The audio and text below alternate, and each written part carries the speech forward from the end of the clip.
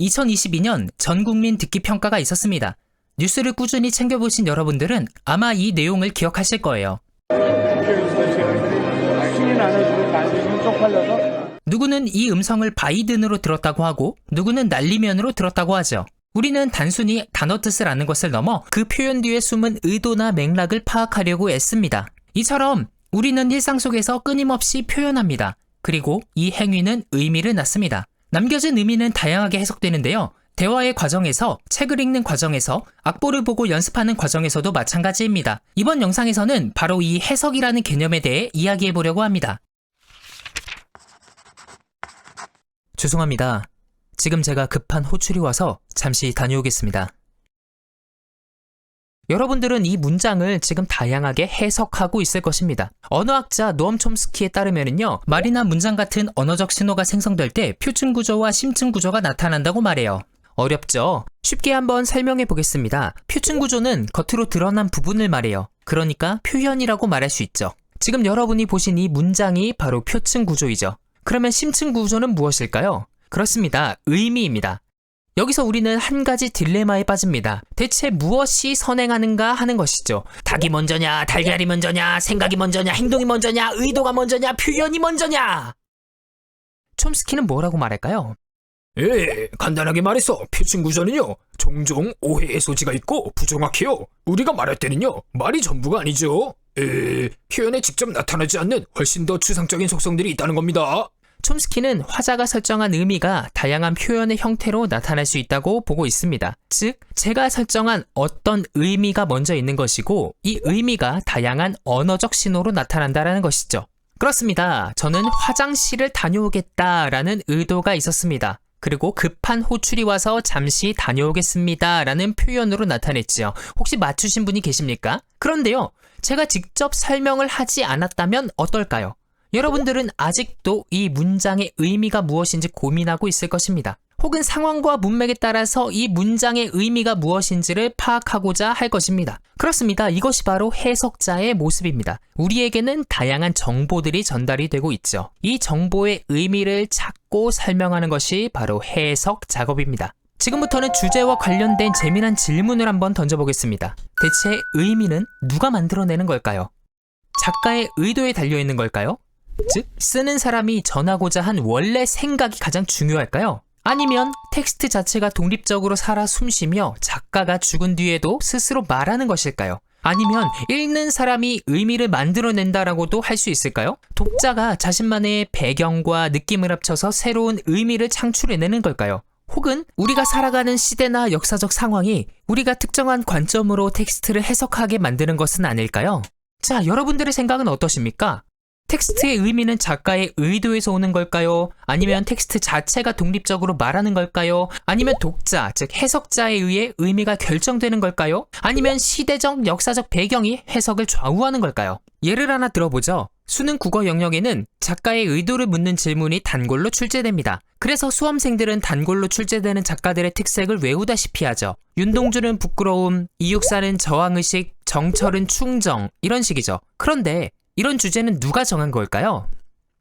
여기에 한 시인이 있습니다. 이 시인이 쓴 시는 2004년 10월 서울시 교육청 모의고사에 정약용, 오장환의 시와 나란히 실렸는데요. 2009년 시인은 중앙일보 인터뷰에서 자신이 문제를 풀어본 결과 모두 틀렸다고 말했습니다. 교육청이 내세운 정답과 시인의 의도가 달랐던 것이죠. 시인이 나서서 수능 교육을 강하게 비판하자 2000년 수능 출제위원장이었던 수원대 국문과 교수가 반박에 나섭니다. 출제된 시를 보고 시인의 의도를 추리하는 과정에서 독자는 의도됐던 의미를 사뭇 다르게 이해할 수 있다는 거예요. 이것은 오독이 아니고 새로운 의미의 창출이라는 거죠. 여러분들은 어떻게 생각하십니까? 작품을 쓴 작가, 작품을 읽는 독자, 그리고 시대적 배경, 과연 의미는 어디서 오는 걸까요? 다른 예시도 하나 들어보겠습니다. 여기에 베토벤 교향곡 9번의 악보가 있습니다. 이 악보에는 베토벤의 다양한 지시사항이 들어있지요. 이 악보대로 연습한다면 베토벤이 의도한 교향곡 9번을 연주할 수 있을 겁니다. 베토벤은요, 이 악보를 가지고 1824년 5월 7일에 오스트리아 빈에서 초연을 했습니다. 그렇다면 이 공연은 베토벤의 의도와 기획대로 잘 이루어졌을까요? 당시 베토벤은 완전히 듣지 못했기에 실제 주인은 미하엘 움라우프가 맡아서 했어요. 또 곡의 난이도가 매우 높았고 베토벤 역시 요구하는 바가 매우 많았기 때문에 초연에 앞서 리허설을 하는 과정에서 베토벤이나 연주자나 관계자나 할 거 없이 잦은 말다툼을 벌였대요. 이런 상황에서 초연된 교향곡 9번은 베토벤의 의도대로 연주되었을까요? 앞선 시인의 상황은 한결 낫습니다. 시인이 살아있기 때문에 작품을 해석해 줄 수 있죠. 그런데 문제는 이겁니다. 베토벤이 말하지 못한다는 거죠.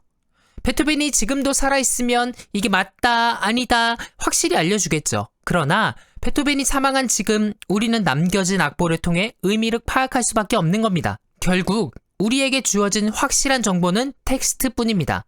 작가는 텍스트를 통해서 의도를 전달하고 독자는 텍스트를 통해서 의도를 이해합니다. 그렇다면 이해라는 것은 대체 무엇일까요? 단순히 베토벤의 악보를 읽는다고 이해하는 것이 아니고 악보대로 연주한다고 음악이 되는 것은 아니죠. 이해는 문장 뒤에 숨은 맥락과 의도를 파악하는 것, 즉 글자 너머의 그림을 보는 것과 같은 거죠.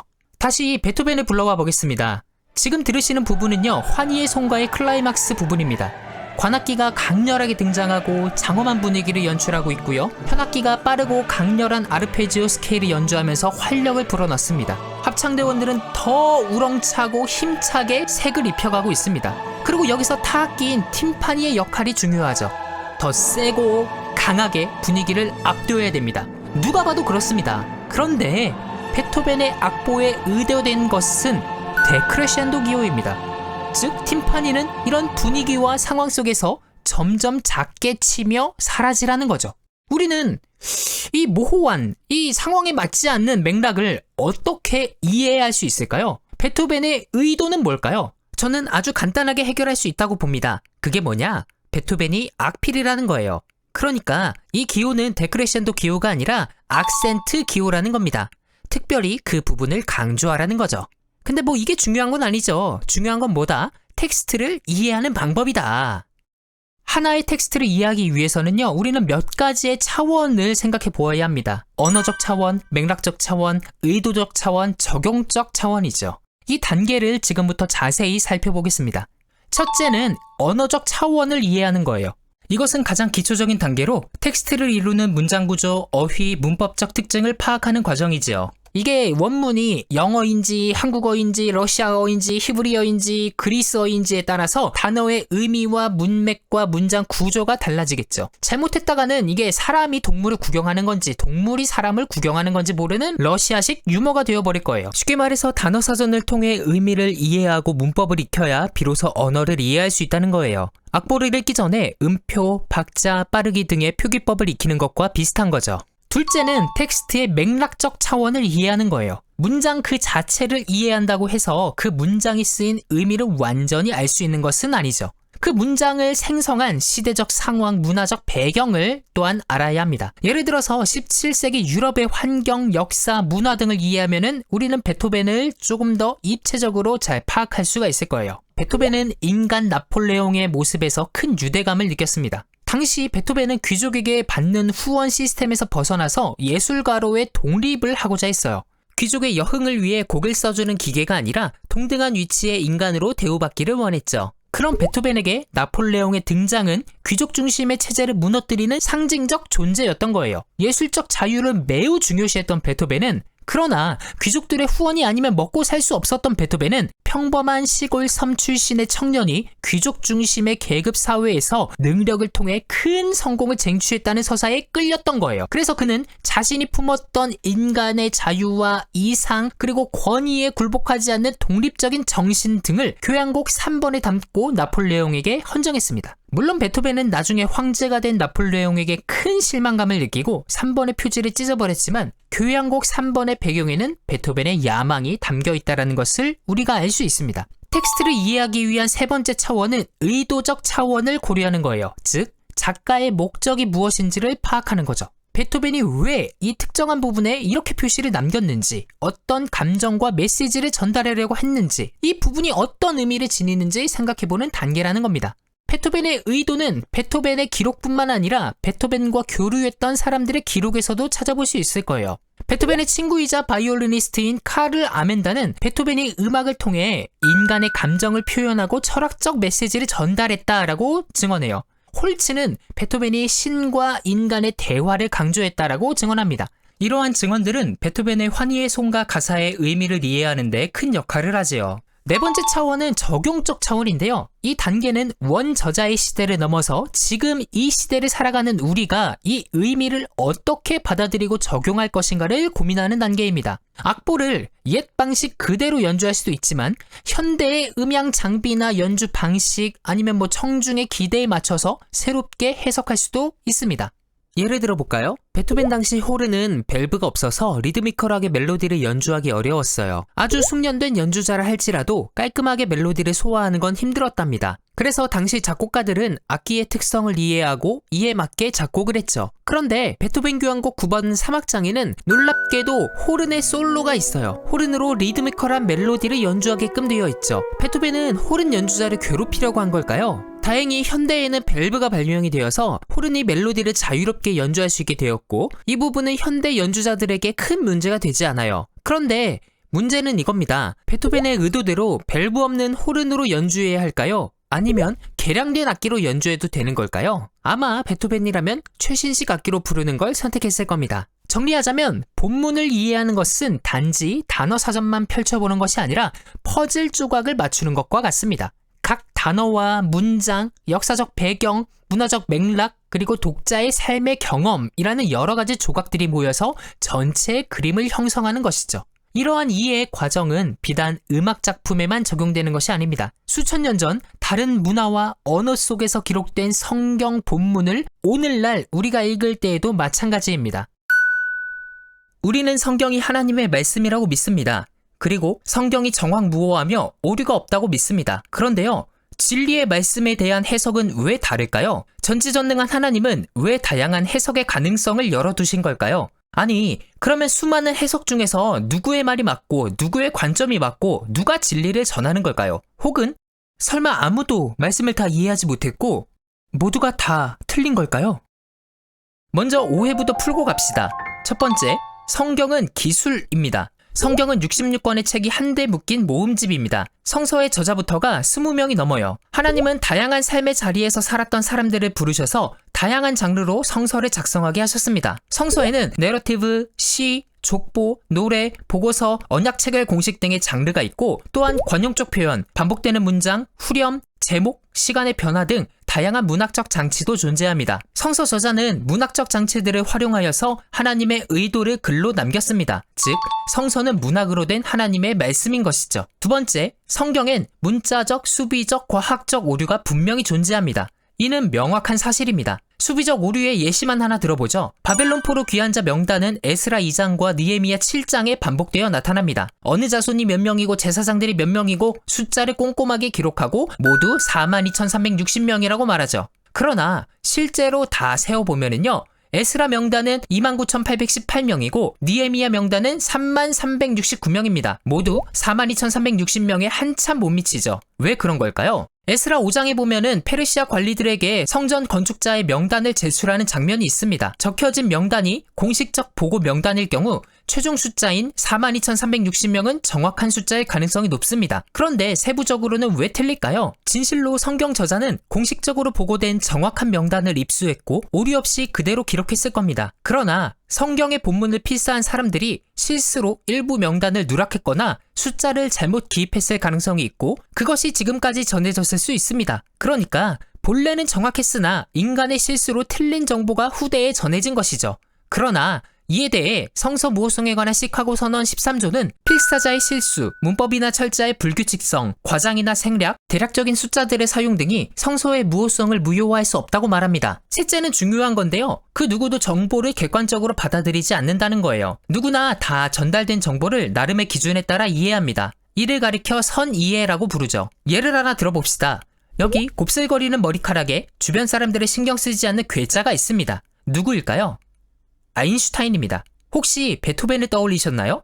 그 이유는 무엇일까요? 저는 계속해서 베토벤의 작품을 통해 영상의 내용을 전개해왔고 또 베토벤 캐릭터를 띄워드렸습니다. 그래서 정황상, 문맥상, 곱슬머리의 괴짜는 베토벤일 거라 판단한 겁니다. 이 상황에서 아인슈타인이라는 새로운 정보는 굉장히 뜬금없게 느껴지겠죠. 이 정보를 선이해라고 말합니다. 우리 마음속에 들어있는 정보, 태도, 이데올로기, 방법론과 같은 배경 지식이 우리의 선이해를 구성합니다. 그렇다면 과연 우리는 어떤 것을 바라볼 때 이러한 범주에서 벗어나 객관적이고 있는 그대로 바라볼 수가 있을까요? 같은 성서 본문이 다르게 해석되고 이해되는 것은 이 때문입니다. 성경을 읽는 모두가 아무런 규칙 없이 혹은 자의적인 기준에 따라 성경을 해석하고 적용할 수 있다는 것은 어불성설이죠. 이쯤 되면 딜레마에 빠질 겁니다. 아니, 성서가 문학작품이라는 건가요? 아니, 성서에 오류가 있다는 건가요? 아니, 성서가 객관적일 수 없다는 건가요? 혹시 당신 이단 아닙니까?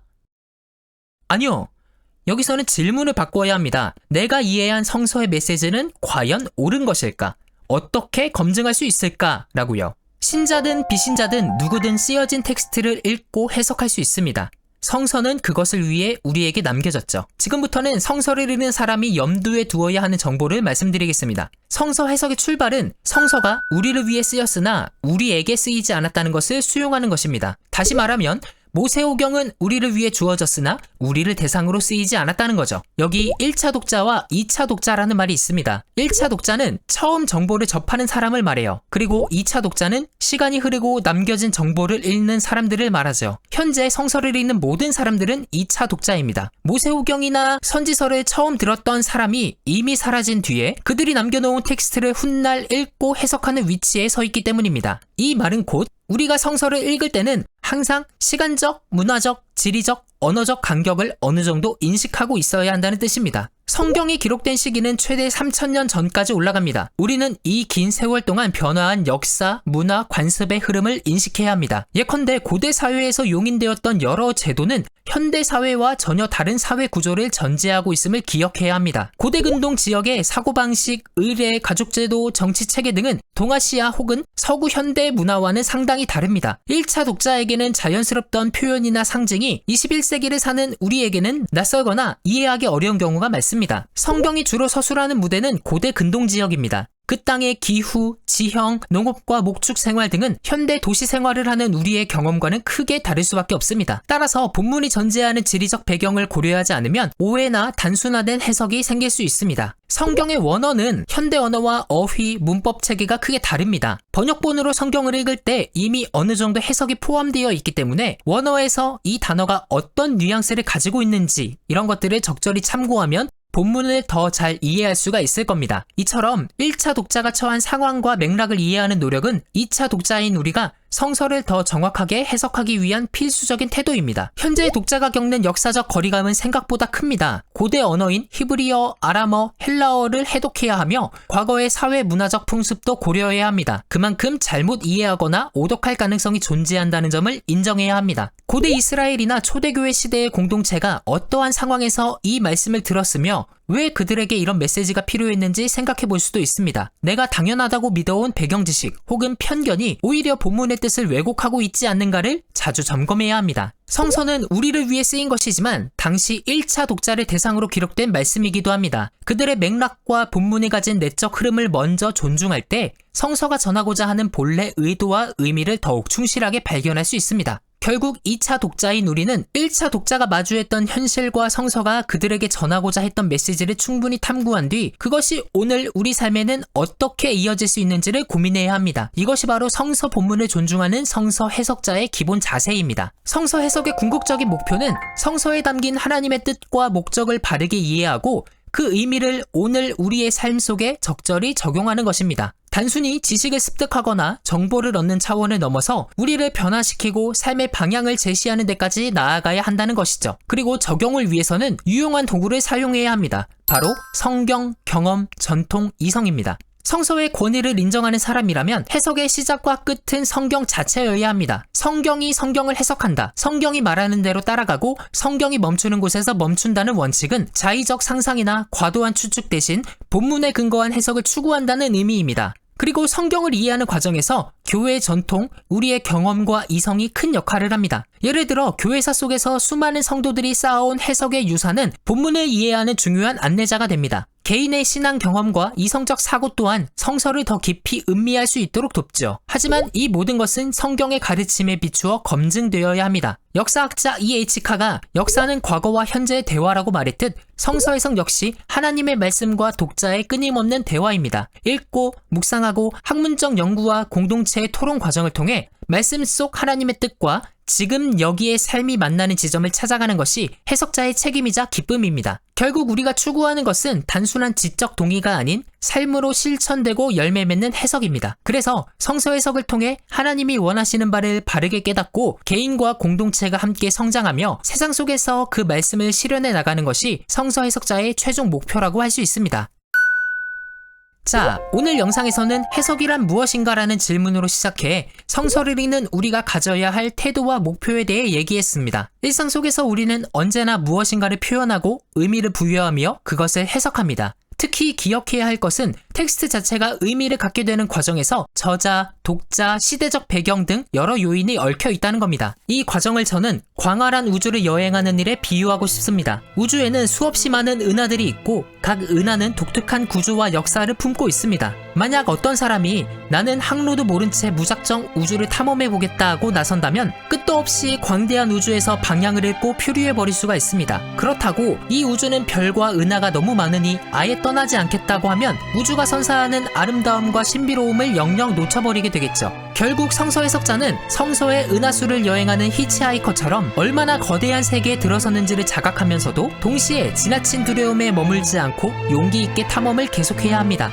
우리의 해석 여정은 끝없는 우주 속에서 별 하나하나를 관찰해보듯 본문마다 고유한 의미와 역사를 찾아가는 작업입니다. 그렇게 성서라는 우주의 광활함을 탐색하다 보면 문장 너머에 펼쳐진 하나님의 메시지를 더욱 풍성하게 발견할 수 있게 되겠죠. 다음 영상에서는 이제 실제로 성경 본문을 어떻게 해석할 수 있을까를 예시와 함께 살펴보려고 합니다. 이를 통해서 여러분들은 거짓말쟁이를 분별하실 수 있을 겁니다. 오늘 함께 해주셔서 감사하고요. 내용이 도움이 되셨다면 구독, 좋아요, 알림 설정까지 부탁드립니다. 우리는 다음 시간에 더 깊고 풍성한 성서의 우주 속으로 여행을 떠나보겠습니다. 감사합니다.